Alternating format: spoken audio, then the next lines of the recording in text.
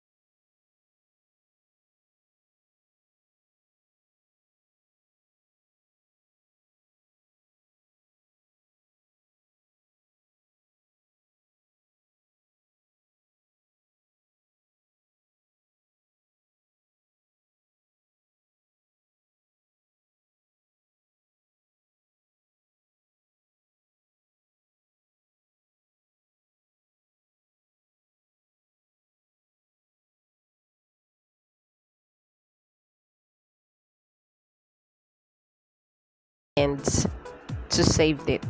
Then, for us to check what we've done, we should go back to the YouTube application and see if we have a scheduled Premiere Video.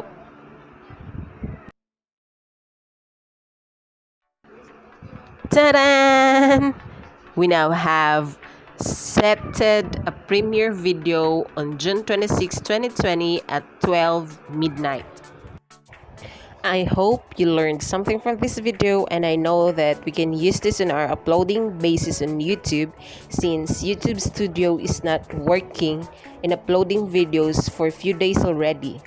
Thank you mga ka-internet! Please don't forget to subscribe, give us a thumbs up if you like this video, and leave your comment below for your feedback. Bye-bye!